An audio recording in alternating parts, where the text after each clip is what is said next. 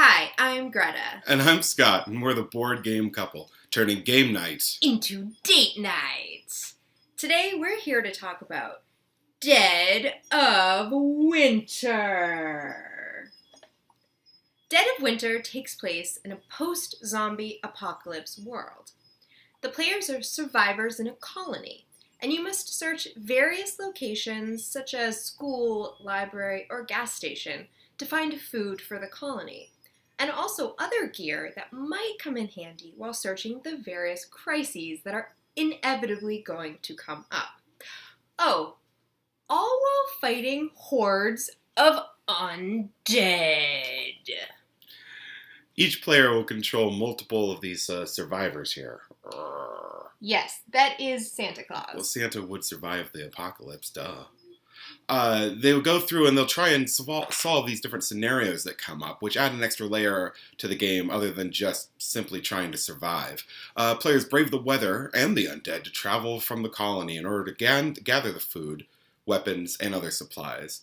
One of the unique features of this game is that while it's a co-op game, every player will receive a special personal secret objective. This is the goal that the player must accomplish in order to win, in addition to the original scenario. This means that a player individually could lose, even if the group as a whole could win.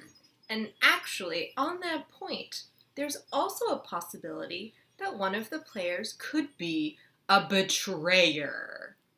Someone whose secret objective involves double-crossing the rest of the players. But be careful, if this is you, the rest of the group can actually vote to exile you out of the colony. It happened. Which means that you will have to fend for yourself for the rest of the game.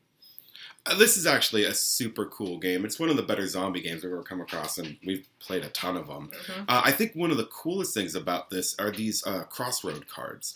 The way this works is it actually will sit there. Someone will be reading the card in secret, and they'll have this triggering event. When the triggering event happens, they read the scenario on the card, and then, just as you've seen in a bunch of zombie movies and things like that, is you have to make a decision that could seriously affect the way that the game plays out. You could make a decision, say, oh, you know what? I found a fuel tanker, and now I have to decide if the noise that fuel tanker is going to be is worth bringing the fuel is going to be worth bringing all those extra zombies back to the colony. So I really think that it's a cool mechanism.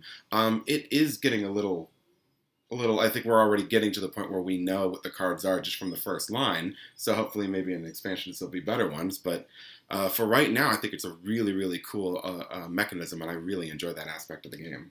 And we've also found that it's a part of the game that we always forget to do. Yeah, there should be some sort of like a big pop-up, like at the end of, pull the, I got it. Okay, I got it. You have to pull a Crossroads card every single turn.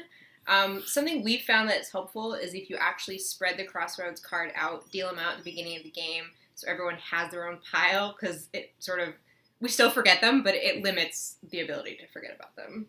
Well, what do you like about the game?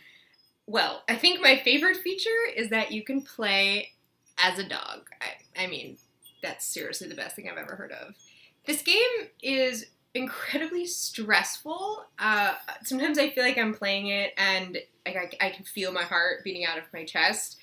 But it really stands out, like you said, it stands out from other zombie games. I usually feel that in zombie games, you're sort of doomed from the beginning. There's just too many zombies and they're really hard to kill. In this game, although the zombies are a part of it, it's not the major part of it. Really, you're working on, if there's a betrayer, you're working on, the relationships in the colony. You're working on making decisions that are going to help the team, help you, solve your secret objective, or, ruin the whole colony depending on your goal. I would never do that. Of course not. I also really like that it involves colony dynamics and relationships between the players and relationships between the characters. And it really gets into the nitty-gritty of what I believe it would actually be like to live in a post-apocalypse zombie world. Which hopefully we never find out. Well, I mean, I'm already planning for it. Oh, no. I'm late on the boat. Wait, this game isn't a training manual? Yeah, no. Oh, so we've been putting people through this for the future, planning for the future. Now, we've been talking about the game in regards to how it works with multiple players, but we usually wind up just playing this with each other. We're a couple. And so, one of the cool things is how the game changes when you scale it down to just 2 players.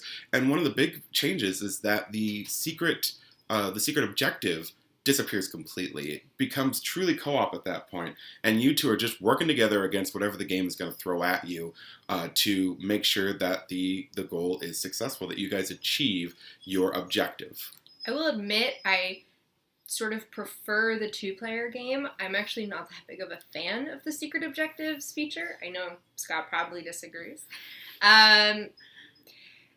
Something that you find with the secret objectives is that your secret objective will often go against the main objective, meaning in order to succeed in your secret objective, you're probably going to screw over the rest of the team. One of the big things is that you have to start hoarding the objects that might be necessary for that round's crisis or the overall scenario. So I actually, and that's one of the reasons that I think I like it, is because when it comes to that aspect, you have to sit there and weigh your actions, me meeting my secret objective versus me making sure that everyone succeeds. Because even if you complete your secret objective, if the whole group doesn't succeed, it doesn't mean anything.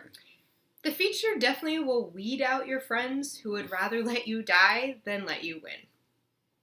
Well, that sounds like a betrayal. So overall, I think this is a really, really fun game, and we have our rating system. We would decide whether or not we would recommend it for couples. So if we recommend it, that would be date night. And if we think that maybe you're better off saving this for a game night with a bunch of people, we would maybe call this a fight night.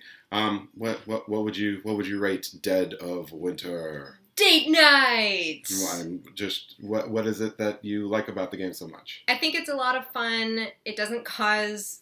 The co-op game, especially the co-op mode, doesn't cause fights between the players. You're truly working together, and you really feel a sense of urgency, and you feel a sense of the two of us are working together to survive, and you honestly... You feel it in your bones while you're playing this game.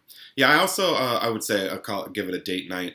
I think that when you're playing with just one other person, it really does force the two of you to plan everything out. You're not, you lay the cards in your hand, you lay them down out so that everybody can see. You say, okay, you're going to do this, so you're going to do that, and it really does inspire cooperation. It really does get you to working together towards a common goal, which is one of the cool things that you do when you're a couple, is you're working together to beat the common goal called life. I got profound. If you liked this video, please make sure to click like. And if you want to see more, make sure you click subscribe so that next time you can see us talk about... Mwah!